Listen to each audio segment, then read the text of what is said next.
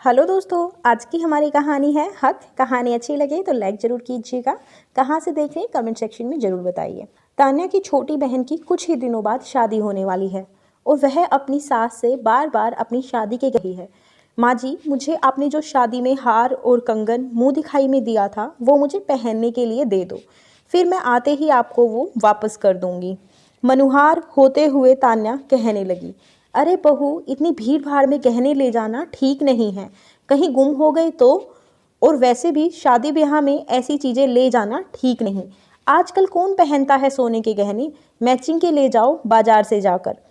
ना ही खोने का गम, डिज़ाइन भी एकदम क्लासिक, सरला जी ने कहा। लेकिन माँ जी, अपनी शादी के बाद पहली बार ही मैं किसी पारिवारिक समारोह में जा रही हूँ। सब मेहमान आएंगे।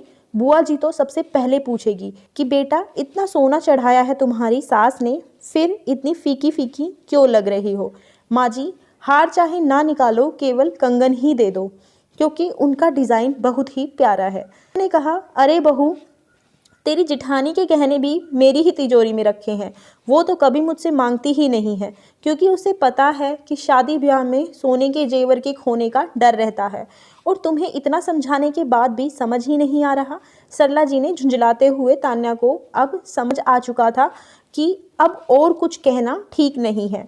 अगर देने होते तो इतना कहना ही काफ़ी था। सबको ज़रूरी तो नहीं आर्टिफिशियल ज्वेलरी ही पसंद आए, मुझे तो सोने की ज्वेलरी ही पसंद है। माँ जी को पता नहीं क्या परेशानी है, सोने के गहने क्या तिजोरी में रखने के लिए ही बनवाए जाते हैं। ये सब उदास मन से वह सोचने लगी। और वो दिन भी आ गया जब उसे अपनी बहन की शादी में जाना था और वो अपने मायके गई। सभी बुआ और मासियाँ आ चुकी थी। आते ही बड़ी बुआ अचानक से कहने लगी, अरे बेटा, ये क्या सब कुछ आर्टिफिशियल गहने पहन रखे हैं तुमने तो। साल भर ही हुआ है शादी को, तेरे सोने वाले गहने कहाँ हैं जो तुम्हारी सास ने मुंह दिखाई की रस्म पर दिए थे। शादी ब्याह में बेटियों पर सोने के आभूषण ही अच्छे लगते हैं, उनकी चमक ही बता देती है कि बेटी की शादी कैसे घर में हुई है। जैसा सोचा था वही हुआ है। तान्या को पहले ही पता था कि बड़ी वाली बुआ जरूर टोकेंगी, लेकिन तान्या ने अपनी बात रखते हुए कहा, बुआ जी, ऐसी कोई बात नहीं है, मुझे आर्टिफिशियल गहनों का डिज़ाइन ही ज़्यादा पसंद है, पहनने में भी अच्छे लगते हैं और खोने का डर भी नहीं रहता है। तान्या ने बात को संभालते हुए कहा, जैसे तुम्हारी मर्जी बेटा, लेकिन सोने के गहनों की रौनक ही अलग है, कम से कम कंगन तो पहन ही आती। बुआ जी ने कहा। बुआ की बात भी सही ही थी, क्योंकि तान्या खुद भी यही तो चाहती थी, लेकिन कर भी क्या सकती थी, सास के सामने कोई चारा ही नहीं चला। और तान्या ने शादी की सभी रस्में अपने नकली गहने पहनकर ही पूरी की, जबकि दोनों बुआ के हाथ और गला कंगन और कंठी से चमक रहे थे।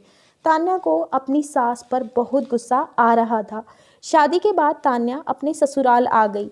तभी कुछ दिन बाद तान्या की जेठानी, जो अपनी नौकरी के चलते बाहर रहती थी, कुछ काम से वहां आई। तान्या को जेठानी जी के साथ में सोने के 4 कंगन भी दिखाई दिए और वह सोचने लगी, अरे ये तो बिल्कुल मेरे जैसे ही कंगन है।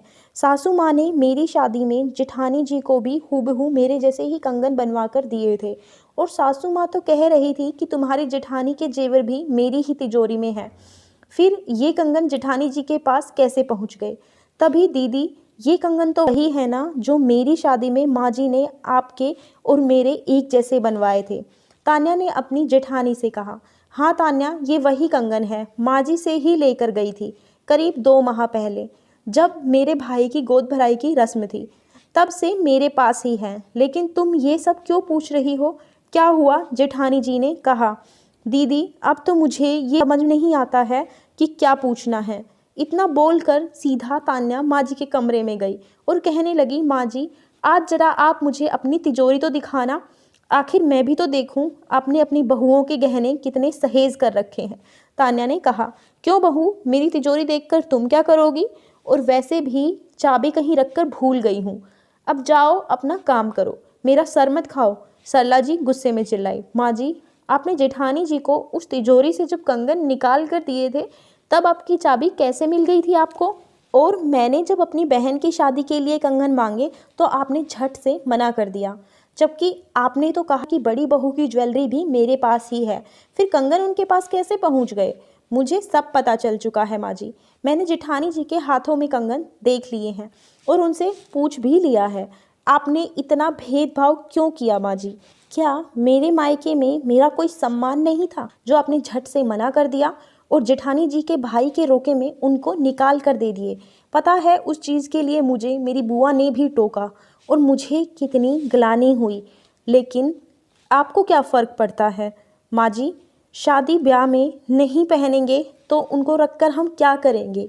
गहने तो पहनने के लिए होते हैं। मैं पूरे दिन आगे पीछे रहकर आपकी सेवा करती हूँ और घर के सारे कामकाज करती हूँ, उसका आपने मुझे ये सिला दिया। माँ जी, मुझे भी मेरे कंगन चाहिए। अब मैं अपने पास ही रखूँगी। जब भी मेरा मन होगा मैं अपने कंगन पहनूँगी। ढूंढ लीजिए जल्दी से अपनी चाबी। आज मुझे मेरे कंगन लेने से कोई नहीं रोक सकता, क्योंकि मैं भी जेठानी जी की तरह इस घर की बहू हूँ। इसीलिए अपने सम्मान से समझौता कतई बर्दाश्त नहीं करूँगी। तान्या ने अपना लहजा थोड़ा तेज़ करते हुए बोला। अपनी बहू के मुंह से सुनते ही सरला जी अवाक रह गई और बहू को भी बोलने पर मजबूर कर दिया उन्होंने अपनी ही झूठी चाल से। इतने में उनकी बड़ी बहू भी वहां पर पहुंच गई। सरला जी का झूठ उनके सामने था और उन्होंने एकदम से चुप्पी साध ली। सरला जी ने झट से बिना कुछ बोले ही अपनी तिजोरी खोलकर तान्या के कंगन उसे दे दिए। तान्या को आज अपने फैसले पर गर्व हो रहा था, क्योंकि कई बार अपने हक के लिए आवाज़ उठाना जरूरी होता है और हक कभी कभी आवाज़ उठाने से मिलता है। कई बार अपने स्वाभिमान की रक्षा के लिए ये सब करना भी जरूरी होता है। धन्यवाद दोस्तों। कहानी अच्छी लगी हो तो लाइक कर दीजिए, ज़्यादा से ज़्यादा शेयर कीजिए, चैनल को सब्सक्राइब कर लीजिए और अपनी राय कमेंट सेक्शन में ज़रूर बताइए।